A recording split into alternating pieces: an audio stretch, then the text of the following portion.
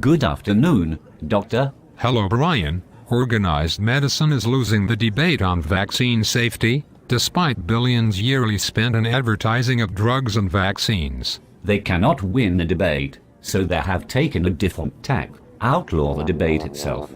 Don't debate, legislate. Parents will be required to get permission to opt out of a voluntary, controversial medical procedure, like vaccines. The manufacturers themselves admit vaccines are dangerous. This is a constitutional issue, de facto negation of Bill of Rights. The bill is sponsored by Assemblyman Richard Pan, a non-practicing pediatrician whose office is awash in money supporting vaccine. Vaccines are the foundation of the pediatric industry.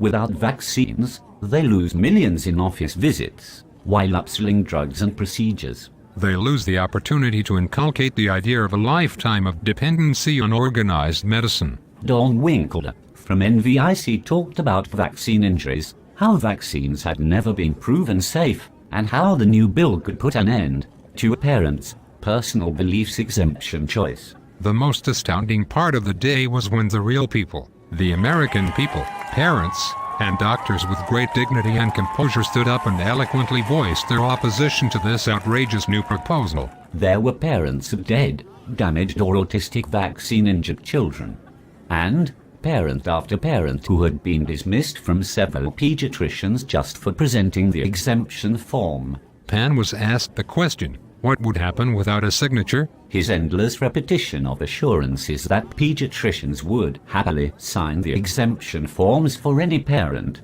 He would not admit that it was possible for someone not to be able to afford the time and money to have the form signed. He used this as evidence the trumped-up testimony of the white-jacketed mercenary robot witnesses from the Pediatrics Convention in the hotel across the street, who each engaged for 10 seconds apiece to recite a script, saying they would happily sign a vaccine waiver.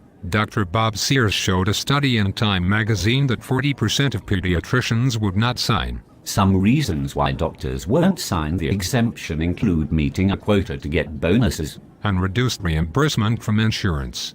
Pan acquitted himself most miserably in this crossfire and showed how weak his resolve and conviction, as well as his level of education, were.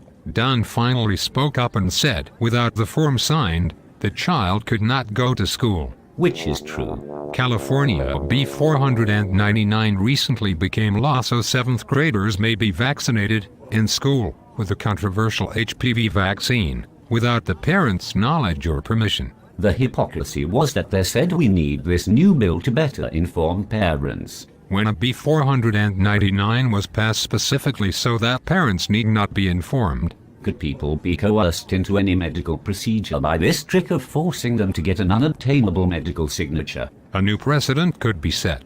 Government as medicine. Medicine as government. Call and write your assembly persons, senators, and Governor Brown today. Make them accountable.